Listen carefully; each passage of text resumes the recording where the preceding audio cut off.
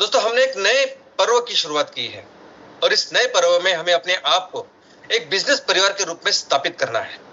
Miracle influence limited एक business organisation है जो सस्टेनेबिलिटी सेक्टर में काम करती है, जो सस्टेनेबल ईंधन, सस्टेनेबल फूड और सस्टेनेबल चीजें बनाती है और बेचती है। इनकी अपनी खुद की मैन्युफैक्चरिंग यूनिट्स है और इनका अपना खुद का मार्केटिंग नेटवर्क है। सन 2025-26 पे उनका ये रिपोर्ट कार्ड है। सन 2025-26 पे उन्होंने इतना टर्नओवर किया है और इतना इनका प्रॉफिट है। तो अच्छे रिपोर्ट कार्ड के साथ, अच्छे अंकों के साथ हमें अपने आप को इस साल एक बिजनेस ऑर्गेनाइजेशन करके स्थापित करना है। और दोस्तों इसलिए हम कौन से बिजनेस करेंगे इसका रोड मैप भी हमने तैयार करके रखा है। हमें इस साल 25 एमसीएनजी प्रोजेक्ट, 200 एमकोल प्रोजेक्ट और हमारे हर एक सदस्य के लेवल पे, हर एमवीपी, हर एमएसएस और हर एमपीओ के लेवल पे बिजनेस का निर्माण करना है। और दोस्तों ये सब हमें इस साल यानी मार्च एंड 2026 तक करना है और ये करने के लिए फंडिंग की पूरी व्यवस्था हमने की है। दोस्तों फंडिंग का दूसरा ट्रांच अभी हमें प्राप्त हुआ है। अभी ये फंडिंग ऐसे ही ट्रांच अनुसार या किस अनुसार चलती रहेगी। ये इस फंडिंग के ट्रांच अभी धीरे धीरे बढ़ती जाएगी और ये ट्रांच हमेशा, ये फंडिंग जिसके लिए आई है, बेसिकली हमने जो बिजनेस रोड मैप तैयार किया है उसको पूरा करने के लिए ये फंडिंग का रोड मैप हमने किया है। ये फंडिंग का व्यवस्था या फंडिंग का इंतजाम हमने किया है और हर किस्त के बाद, हर ट्रांच के बाद इसका सही यूटिलाइजेशन करके उसकी यूटिलाइजेशन रिपोर्ट देने के बाद अगली किस्त या अगला ट्रांच आएगा। दोस्तों ये फंडिंग एक लॉन्ग टर्म डेट है जिसको हम सबको मेहनत करके चुकाना है। ये उस बैंक के तरह है जो बैंक आपको कर्जा देता है और जिसके लिए कर्जा दिया है उसको फिर उस स्टेज पे वो सही आप कर रहे हैं कि नहीं उसको वेरीफाई करके अगली किस्त आपको देता है। तो उसी तरह अभी ये फंड ऐसे ही चलती रहेगी। ये फंडिंग का जो आकार है, उसकी जो साइज है वो बढ़ती रहेगी और यही लक्ष्य है कि इस साल ये पूरे बिजनेस रोडमैप पूरा करना इस फंडिंग के साथ। दोस्तों अभी जो फंडिंग हमें प्राप्त हुई है उसके साथ जो बिजनेस करने हैं वो है 18 बायोकोल प्रोजेक्ट, 18 हमारे एमकोल के यूनिट्स और ऐसे लोकेशन पे करने हैं कि जहां आज हम बहुत ऐसी परिस्थिति में कि बहुत जल्दी, बहुत कम समय में इसको पूरा कर सकते हैं। ऐसे लोकेशन के जहां प्लांट एंड मशीनरी पहुंची हुई है, ऐसे लोकेशन की जहां हमारी टीम बहुत अच्छी है, किसान रेडी है। और दोस्तों इस सभी लिस्ट में और एक नाम जुड़ गया है और वो है पंढरपुर का, तहसील पंढरपुर, जिला सोलापुर, महाराष्ट्र से। ये भी एक ऐसा लोकेशन है कि जहां हमारी प्लांट एंड मशीनरी पूरी तरह से पहुंच गई है और बहुत कम समय में हम इस प्रोजेक्ट को भी पूरा कर सकते हैं। और दोस्तों इनके जो प्रमोटर है, मेन प्रमोटर, वो है कंडूभेरी सर। ये पूर्व कृषि अधिकारी थी। इन्होंने अपने जगह में 200 एकड़ में सुपर नेपियर की एक नर्सरी तैयार की है और इसमें रिसर्च डेवलपमेंट कर वो इस पोजीशन पे आज आए हैं कि प्रति हेक्टर 1850 टन प्रति साल आउटपुट इतना उन्होंने अचीव किया। इकोनॉमिक्स के लिए जो करते हैं वो 500 टन प्रति हेक्टर प्रति साल है और इन्होंने 3 गुना से भी ज्यादा यानी 1850 टन इतना आउटपुट किया है और ये वो नहीं क्लेम कर रहे, इसका प्रॉपर सर्टिफिकेट उन्हें गवर्नमेंट से मिला है। तो दोस्तों इनके जगह पे भी हम बहुत जल्दी ये प्रोजेक्ट को शुरू करने जा रहे हैं। अब ये सभी जो 18 प्रोजेक्ट्स है ये सभी अलग अलग स्टेज के ऊपर है, सबकी अलग अलग रिक्वायरमेंट है। तो हर एक प्रोजेक्ट की एक्चुअली क्या रिक्वायरमेंट है, कितने दिनों में वो प्रोजेक्ट हो सकता है, क्या क्या करना चाहिए, क्या नहीं करना चाहिए, कौन सी लायबिलिटी, तो हर एक प्रोजेक्ट के बारे में वो प्रॉपर एक्शन प्लान तैयार होगा और फिर उस प्रोजेक्ट को हम एग्जीक्यूट करेंगे। ऑलरेडी उस एक्शन प्लान को बनाने के लिए हमने कम्युनिकेशन की शुरुआत की है और जल्द से जल्द हर एक प्रोजेक्ट का एक्शन प्लान पूरा करके हमें हर प्रोजेक्ट को पूरा करना है। और ये 18 प्रोजेक्ट के साथ भी एमसीएल एक ब्रांड करके एमकोल में, बायोकोल में एस्टेब्लिश होने वाला है। दोस्तों जिस तरह से हमने बिजनेस का रोड मैप बनाया है उसी तरह से हमारी एक लिस्ट है, वो है लायबिलिटीज के, जिसमें रिफंड है, रीपेमेंट है, ये सब कुछ चीजें है। और हर ट्रांच के साथ एक छोटा पोर्शन हम इस रिफंड के लिए भी देंगे, रीपेमेंट के लिए भी देंगे। लेकिन इस बार जो ट्रांच हमें प्राप्त हुआ है और उससे हम जो रिपेमेंट करने वाले हैं वो साइज देख के ही आपको पता चलेगा कि कितने अच्छे स्केल में हमने बिजनेस के लिए इस फंडिंग की व्यवस्था की है। और अगली हमारी जो किस्त होगी, वो अगली किस्त हमारी 10 जुलाई के पहले होगी। वो इतनी अच्छी किस्त होगी कि इसके बाद ये जो रिफंड, रीपेमेंट और लायबिलिटीज का इश्यू है, ये हमेशा हमेशा के लिए अपने परिवार से मिट जाएगा, एलिमिनेट हो जाएगा। और इसके बाद सिर्फ हम सभी लोग मिलकर एक ही चीज के ऊपर फोकस करेंगे, और वो होगा बिजनेस। दोस्तों, ये जो बिजनेस हमें करने हैं, ये जो बिजनेस का रोड मैप हमने बनाया है दोस्तों, ये एक विजन के लिए और मिशन के लिए हम कर रहे हैं। हमारा मिशन है कि हम दुनिया को फिर से सस्टेनेबिलिटी की राह पर लेके चले। हमारा विजन है कि इस पूरे प्रोसेस में हम अपने देश को फिर से दुनिया का सबसे महान देश बनाएं। ऐसा देश जो पूरी दुनिया में नंबर 1 अर्थव्यवस्था हो, ऐसा देश जो दुनिया को सही दिशा में जाने के लिए दुनिया का नेतृत्व करे। आज जो अर्थव्यवस्था पूरी दुनिया की बनी हुई है, वो अर्थव्यवस्था है तेल की अर्थव्यवस्था। वो अर्थव्यवस्था है तेल आधारित अर्थव्यवस्था, ऑयल बेस्ड इकोनॉमी। आज पूरी दुनिया में मनुष्य को जो भी चाहिए वो तेल से प्राप्त कर रहा है। वो बहुत गलत है। ये इतना गलत है कि जिसकी वजह से आज इतने बड़े संकट में हम लोग हैं। तो हमारा मिशन है कि हम इस गलत चीज को रोक के इसको सही दिशा में लेके जाएं। जो तेल आधारित अर्थव्यवस्था है उसको बंद करके हम कृषि आधारित अर्थव्यवस्था करें। दोस्तों, सही जो सस्टेनेबल तरीका है, सस्टेनेबल पाथ है, जिसके ऊपर दुनिया चलनी चाहिए और जिसकी वजह से फिर हम आगे के हजारों लाखों साल अच्छी तरह से इस दुनिया का ख्याल रख सकते हैं, हम अपने खुद का ख्याल रख सकते हैं, वो एक ही तरीका है, और वो है कृषि आधारित अर्थव्यवस्था। यानी हमें जो भी चाहिए वो हमें प्राप्त करना होगा कृषि से। और कृषि और इस प्रकृति के पास इतना कुछ है, हमें कोई चिंता करने की जरूरत नहीं। और दोस्तों, ये करने के लिए जो प्राकृतिक रिसोर्सेस होने चाहिए, पूरी दुनिया में सबसे ज्यादा प्राकृतिक रिसोर्सेस अगर इस दुनिया में, इस पृथ्वी के ऊपर किसी देश में है तो वो है भारत। भारत जितनी भूमि, भारत जैसी मिट्टी, भारत जैसा पानी पूरी दुनिया में कहीं नहीं। लेकिन उसी के साथ महत्वपूर्ण है ह्यूमन रिसोर्स। आज हमारे देश में जैसे लोग हैं, उनके जैसे स्किल है। सिर्फ खेती करने की स्किल तो है ही, लेकिन हैंडीक्राफ्ट ये जो स्किल है वो दुनिया में कहीं नहीं।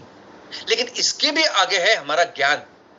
दोस्तों, आयुर्वेदा एक ऐसी सोल्यूशन है, आयुर्वेदा एक ऐसी चीज है कि जो कई सारे प्रॉब्लम जो आने वाले दिनों में ये ऑयल इकोनॉमी को बंद करके कृषि आधारित इकोनॉमी में हम जाएंगे, तो एक्चुअली आयुर्वेदा हमें गाइड करेगा कि कौन से सोल्यूशन और किस तरह हमें करने चाहिए। और इसलिए मैं कहता हूं कि आने वाले दिनों में भारत पूरी दुनिया को सही दिशा में जाने के लिए उनका नेतृत्व करने वाला है। और यही कारण है कि हमने एक proper definite business road map बनाया है। अभी इस साल ये नया पर्व जो है, नया फेज जो है, उसके बेसिकली 2 ऑब्जेक्टिव्स हैं। एक ऑब्जेक्टिव है कि सबसे पहले तो बिजनेस करके दुनिया के सामने रखना कि देखिए ये चीज किए जा सकती है। ये कृषि आधारित इकोनॉमी के तहत जो भी हमें चाहिए वो सभी प्रोडक्ट्स इस तरह से तैयार किए जा सकते हैं, उस प्रॉपरली तैयार करके उनको बेचा जा सकता है, और उसके साथ साथ ये पेट्रोकेमिकल, फॉसिल, इसको रिप्लेस किया जा सकता है। ये एक ऑब्जेक्टिव है। दूसरा ऑब्जेक्टिव ये है कि इस सभी बिजनेसेस को हमें इस तरीके से इस साल करना है कि आने वाले फेज में हम 5 गुना 10 गुना अपने आप को विकास करें, अपने इस ऑर्गेनाइजेशन की ग्रोथ और डेवलपमेंट करें। ये 2 ऑब्जेक्टिव के साथ हमें इस साल ये काम करना है। दोस्तों, अभी तक एमसीएल ने जो भी बिजनेसेस किए, एमसीएल ने अभी तक 14 एमकोल के प्रोजेक्ट लगाए, जिसमें 7 ब्रिकेट और 7 पिलेट के थे।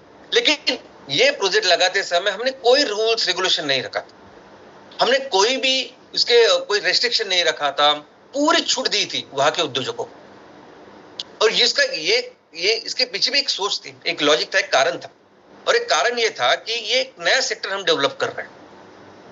सस्टेनेबिलिटी सेक्टर एक ऐसा सेक्टर है कि जो पहली बार इतनी स्केल में कोई कंपनी या कोई संस्था डेवलप कर रही है। तो बहुत सारे चैलेंजेस आएंगे, बहुत सारी नई नई चीजें होगी, प्रॉब्लम्स आएंगे। ऐसे चैलेंजेस, ऐसे प्रॉब्लम्स को आप सॉल्व कीजिए, आप समझिए, आप पढ़िए, आप कुछ ज्यादा जानकारी लीजिए और अपने ज्ञान के साथ इस प्रॉब्लम को सॉल्व कीजिए और उस प्रोसेस में एक बेहतर एंटरप्रेन्योर बनाए।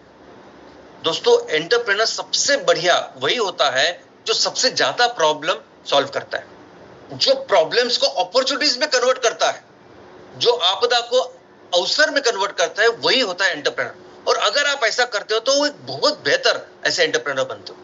इनफैक्ट बिजनेस की ये जो व्याख्या है, बिजनेस क्या है?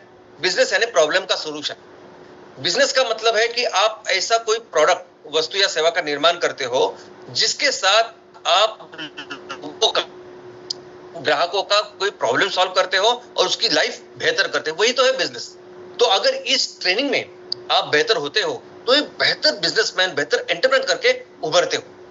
लेकिन पिछले 1.5 साल में जो कुछ चल रहा है हमारे फैमिली में, जो कुछ डिस्टर्बेंस चल रहे हैं, उसकी वजह से हम ये पूरी तरह से अच्छी तरह से कर नहीं पाए। लेकिन दोस्तों फिर भी एक सटीक एग्जाम्पल हमने तैयार करके हमारे सामने तैयार हुआ है, और वो एग्जाम्पल है लाडनून का। लाडनून तहसील, जिला नगौर, राजस्थान का, और वो उद्योजक है सुरेश बगरवाल सर। दोस्तों देखिए, हमने जो 14 प्रोजेक्ट लगाए उसमें से पहले 7 ब्रिकेट के प्रोजेक्ट थे और बाद दूसरे जो 7 थे वो पिलेट के प्रोजेक्ट थे। पूरी दुनिया में एमसीएल एकमात्र ऐसी ऑर्गेनाइजेशन है कि जिसने बायोकोल को इस तरह से इतने बड़े स्केल में इतने सारे फैक्ट्रीज के साथ शुरुआत की। कभी किसी ने नहीं किया। हाँ, लेकिन उसके पहले बायोमास ब्रिकेट लोग बनाते थे। ऐसी फैक्ट्री होती थी जो साल में सिर्फ 3 से 4 महीना चलती थी, जो हमारी फसल काटने के बाद जो वेस्ट रहता था, जो कचरा रहता था, उससे वो ब्रिकेट बनाते थे। आज ये कचरा मिला, कल वो कचरा मिला, और उस बड़े बड़े ब्रिकेट में कई सारी बहुत बार उसमें मिट्टी होती थी। और यही कारण था कि ब्रिकेट का उपयोग करें। ऐसा कंपल्सन होने के बावजूद, ऐसी गवर्नमेंट की पॉलिसी होने के बावजूद बड़ी बड़ी कंपनीज, स्टील की कंपनी, सीमेंट की company, even thermal power plants, ये इस ब्रिकेट्स को नहीं लेती थी। इसका कारण था कि इस ब्रिकेट की बिल्कुल ये ब्रिकेट जिसमें मिट्टी होती थी, जिसमें बहुत सारे प्रॉब्लम्स होते थे, वो वहां के प्लांट एंड मशीनरी को डैमेज करते थे। तो ऐसी परिस्थिति में एमसीएल पहली ऐसी कंपनी थी कि जिसने पहले तो रॉ मटेरियल को एस्टेब्लिश किया। पूरे साल भर आपको रॉ मटेरियल मिलेगा, इसका ख्याल रखा। और दूसरा प्रोडक्ट के स्पेसिफिकेशन, प्रोडक्ट को एस्टेब्लिश किया। लेकिन जब इसकी कहानी की शुरुआत हुई, सुरेश बगरवाल साहब वो थे, उनके तहसील में उन्होंने सबसे डिफिकल्ट प्रोडक्ट के साथ यानी ब्रिकेट के साथ शुरुआत की। और उस टाइम जो टेक्नोलॉजी अवेलेबल थी, जो प्लांट एंड मशीनरी अवेलेबल, बहुत ही क्रूड ऐसे प्लांट एंड मशीनरी, बहुत क्रूड ऐसे टेक्नोलॉजी के साथ उन्होंने शुरुआत की। लेकिन इस पूरी परिस्थिति, उसके बाद कितने सारी कठिनाइयां, चैलेंजेस, प्रॉब्लम्स आए। हर चैलेंजेस, हर प्रॉब्लम में उन्होंने उस पर सोल्यूशंस निकाले, लेकिन वो करते रहे।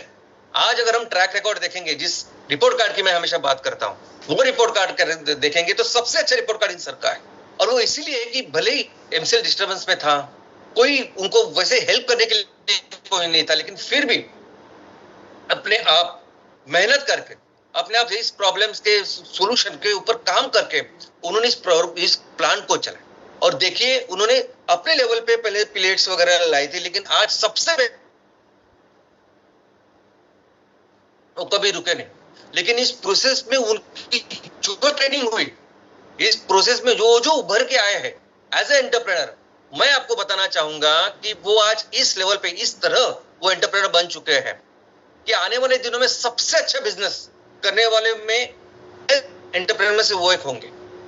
उनका जो तहसील है लाडनून, वो ऐसी जगह पे है कि जहां आजू बाजू कोई ज्यादा इंडस्ट्रियल यूनिट्स नहीं है, फैक्ट्रीज नहीं है। उनको ये प्रोडक्ट बेचने के लिए भी 100 किलोमीटर से आगे जाना पड़ता है। ऐसी डिफिकल्ट पोजीशन में भी आज उनकी ऐसी परिस्थिति है कि आज उनके पास करोड़ों की डिमांड है। आज उनके पास इतने डिमांड है कि आने वाले दिनों में उनकी जगह पे हम क्लस्टर की सोच रहे हैं, यानी एक ही जगह पे 5, 6, 7 यूनिट कर सकते हैं, इतना उनके पास डिमांड है। और सिर्फ इतना ही नहीं, वो डिमांड इस ऐसी रेट पे है कि हम जो इकोनॉमिक्स के लिए जिसका उपयोग कर दे कि हमें इतने रेट में हमें इस एमकोल को बेचना, उससे कई अच्छा, बहुत बेहतर ऐसा रेट पे। यानी अपने आप को अगर आप उसके ऊपर फोकस करते तो किस तरह से उभर के उसने साबित किया। और दोस्तों, कल उन्होंने अपने इस प्लांट को फुल कैपेसिटी पे चलाया। तो आपने कितने सारे प्लांट देखे होंगे, 2.5 टन पर आवर कैसे निकलता है वो आप देखिए।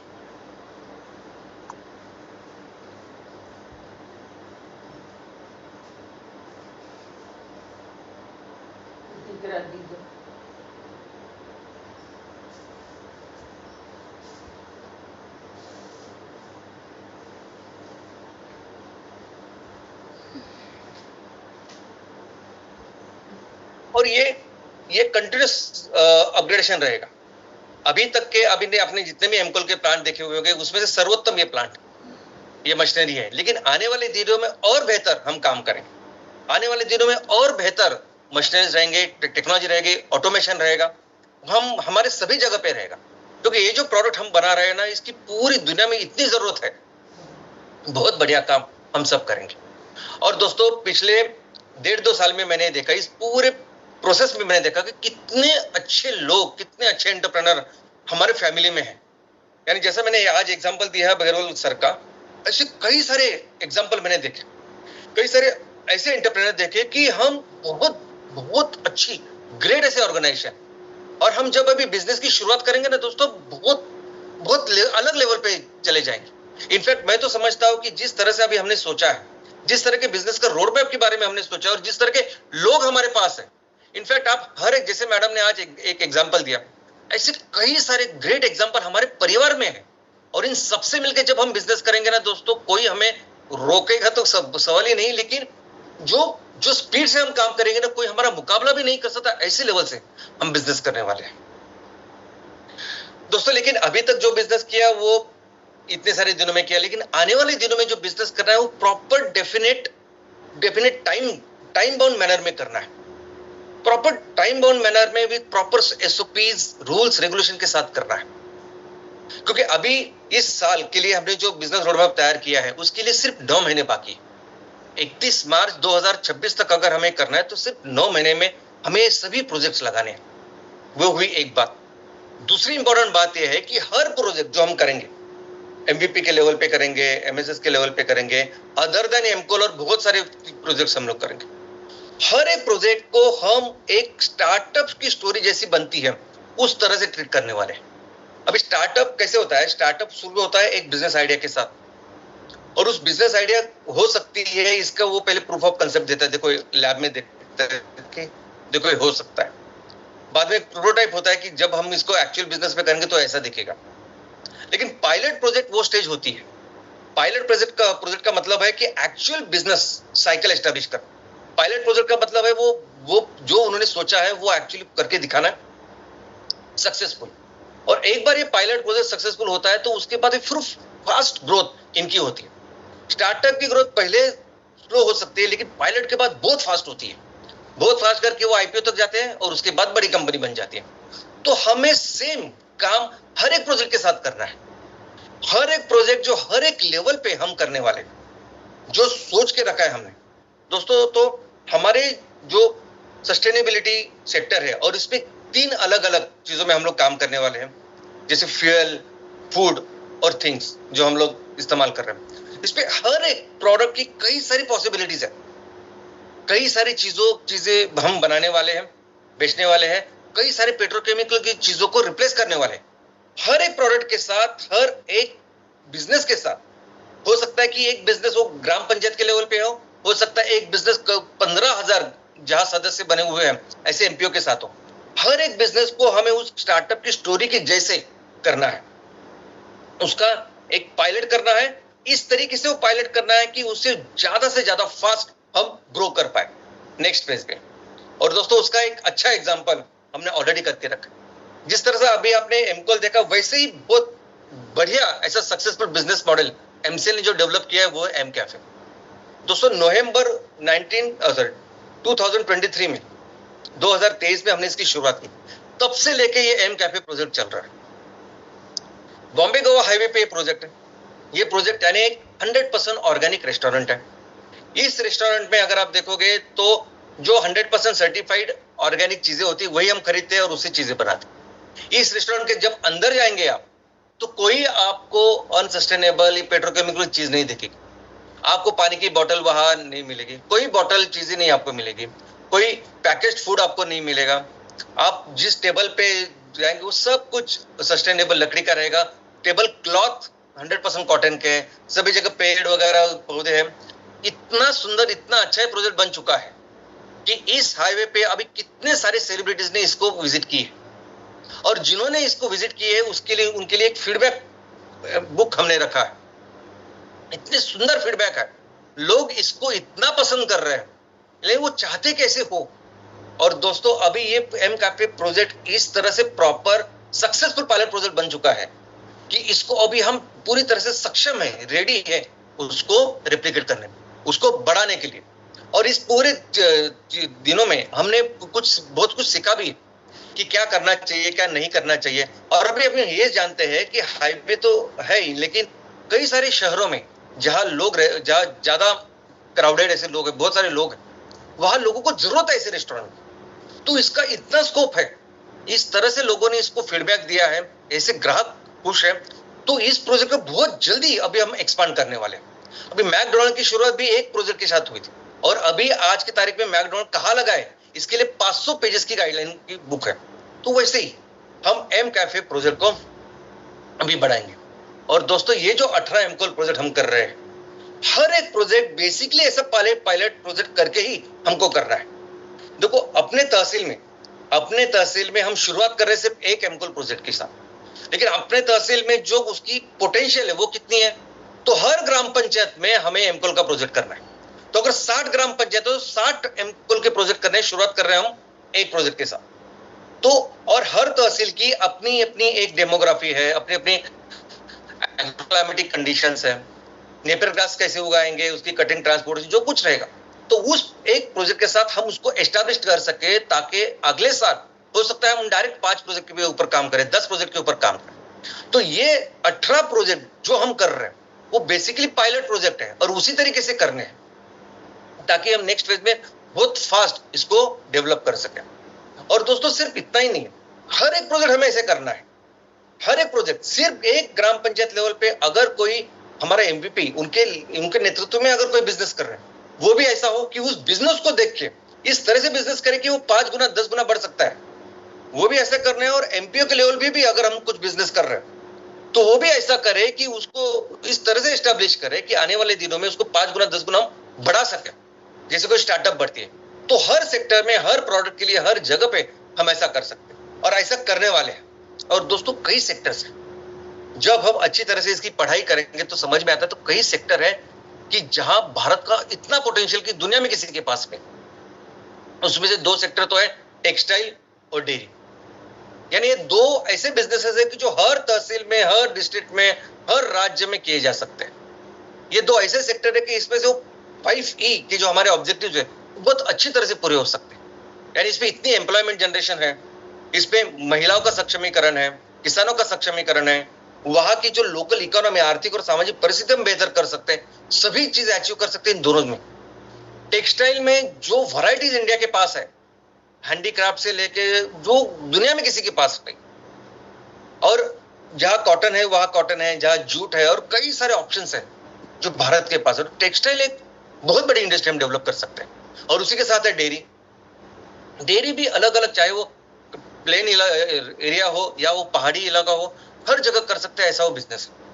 तो हर लेवल पे जब जब हम ये बिजनेस करेंगे तो अभी हम ऐसे ही यही दिमाग में रख के करना चाहिए कि हमें इस बिजनेस को 5 गुना 10 गुना बढ़ाना है।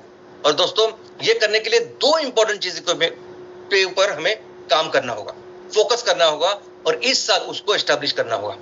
सबसे पहले तो क्या करना है, तो सबसे पहले बिजनेस साइकिल को एस्टैब्लिश करना। जो भी बिजनेस हम कर रहे हैं उस बिजनेस में हम वो प्रॉपर एंड टू एंड उस बिजनेस साइकिल को एस्टैब्लिश करना। यानी ये प्रोडक्ट हम तैयार करना चाहते हैं, उसके लिए रॉ मटेरियल यहां से आएगा, ये तैयार होगा, इसकी प्री प्रोसेसिंग होगी या जो भी उसका लॉजिस्टिक होगा, ट्रांसपोर्टेशन होगा, जो कुछ है वो। उसके बाद मैन्युफैक्चरिंग इस तरीके से करेंगे, उसकी पैकेजिंग इस तरीके से करेंगे, इस तरीके से इस प्रोडक्ट को कस्टमर, ग्राहकों के लिए मार्केट करेंगे या पहुंचाएंगे, बताएंगे, और उसके साथ साथ, प्रोडक्ट के साथ साथ ग्राहकों को इस तरह से हम सर्विस देंगे, आफ्टर सेल सर्विस देंगे।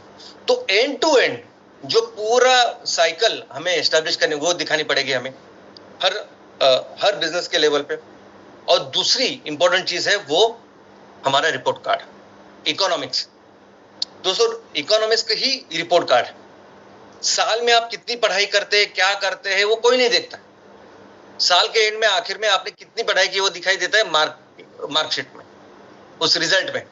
आप पास हुए या फेल हुए वो दिखाई देता है उस रिजल्ट में। तो हर बिजनेस की जो मार्कशीट है, हर बिजनेस का जो रिपोर्ट कार्ड है, वो है उसका इकोनॉमिक्स। इनफैक्ट ये जो फाइनेंस सेक्टर है ना, फाइनेंस और फाइनेंशियल इकोनॉमी का सेक्टर, इसमें तो आपके बिजनेस की शुरुआत ही होती है इस रिपोर्ट के साथ, इस इकोनॉमिक्स के साथ। और आजकल कई सारे ऐसे बिजनेस हाउस है जिनके साथ हम आने वाले दिनों में काम करेंगे, वो शुरुआत करेंगे इस रिपोर्ट कार्ड के साथ, इकोनॉमिक्स के साथ।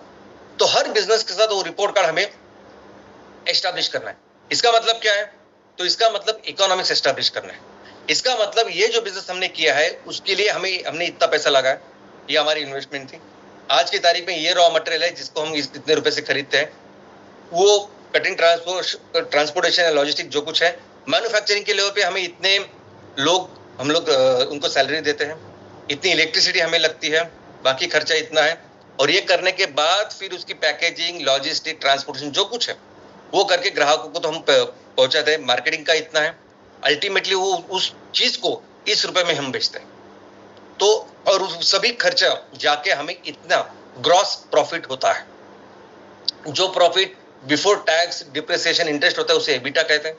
और पूरा गवर्नमेंट का टैक्सेशन, इंटरेस्ट, ईएमआई सब वो सब निकाल के जो होता है नेट प्रॉफिट। तो आपने ये बिजनेस करके कितने पैसे जनरेट किए, कितना प्रॉफिट जनरेट किया, और ये जो पास या फेल जो होता है वो इस रिपोर्ट कार्ड के साथ होता है। तो हमें जो भी बिजनेस करना है इस साल एक अच्छी रिपोर्ट कार्ड के साथ करना है कि हमने इतने पैसे लगाए, इतना पैसा अच्छा प्रॉफिट हो रहा है और ये सब चीजें। और दोस्तों, जब हम इतने सारे बिजनेस हमें करने हैं, हमारा इतना बड़ा परिवार बन चुका है, हर एक लेवल पे इस तरह से अच्छा रिपोर्ट कार्ड तैयार करके as a company, as a organization, as a family हमें बहुत बड़ा, बहुत अच्छा ऐसा रिपोर्ट कार्ड इस साल तैयार करना है। ऐसा रिपोर्ट कार्ड तैयार करना है कि आने वाले दिनों में, आने वाले फेज में हम 5 से 10 गुना प्रगति कर सकें।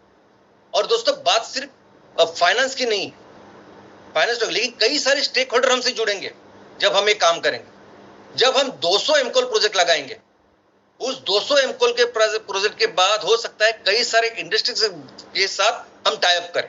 स्टील इंडस्ट्री, टाटा स्टील है, जिंदाल स्टील है, उनके साथ हम टाई अप करें और उनको जितनी भी एनर्जी की रिक्वायरमेंट है वो सब हमारे प्रोजेक्ट्स उसको सप्लाई करें। ऐसा होने वाला है। और जब आप इस तरह का प्रोडक्ट तैयार कर रहे हो जिसकी डिमांड इतनी सारी है और कस्टमर ऑलरेडी आपसे टाइड अप है, तो फंडिंग तो बहुत सेकेंडरी हो जाती। तो ऐसे लेवल पे हमें अपने आप को, अपने परिवार को वहां पहुंचाना है। और दोस्तों, ये तो हमारे परिवार की बात है, लेकिन अपने देश का जो पोटेंशियल है ये बहुत बहुत ज्यादा है। और ये जो सेक्टर ऐसा नहीं है कि इसमें सिर्फ हम काम करेंगे। आने वाले दिनों में सस्टेनेबिलिटी सेक्टर में बहुत सारे लोग आने वाले, हजारों की तादाद में आएंगे, क्योंकि हर नए सेक्टर में ऐसे होता है, हर नए बिजनेस में ऐसे होता है। कोई भी बिजनेस लीजिए आप, मोबाइल का लीजिए, ये ऑनलाइन का लीजिए, कोई भी बिजनेस में हजारों कंपनी आती है और कोशिश करती है काम करने। लेकिन जो कंपनी जो किसी विजन, मिशन के साथ चलती है, किसी प्रॉपर डिफरेंट सोच के साथ चलती है, विचारों के साथ चलती है, वही कंपनी बहुत बड़ा काम करती है। तो 4-5 साल के बाद ये सब गर्दी निकल जाती है और फिर सिर्फ वो लोग रहते हैं जो सीरियस बिजनेस करते हैं। और दोस्तों, मैं आपको एक विश्वास दिलाना चाहता हूं कि इस सस्टेनेबिलिटी बिजनेस में सबसे बड़ा काम, सबसे अच्छा काम आने वाले दिनों में एमसीएल करेगा। लेकिन मिलकर जो भी कंपनी इस पे काम कर रही है, हमारे देश में हम सभी मिलकर अपने देश का पोटेंशियल वहां तक लेके जाएंगे। और हमारा पोटेंशियल क्या है दोस्तों? हमारा पोटेंशियल है कि हम सबसे ज्यादा सस्टेनेबल ईंधन बनाएंगे और दुनिया को देंगे। सबसे ज्यादा जो सस्टेनेबल चीजें हैं हर सेक्टर में वो तैयार करेंगे और दुनिया को देंगे, दुनिया का मार्गदर्शन करेंगे। और इस पूरे प्रोसेस में हम अपने देश को फिर से दुनिया की सबसे बड़ी अर्थव्यवस्था, नंबर 1 की इकोनॉमी बनाएंगे।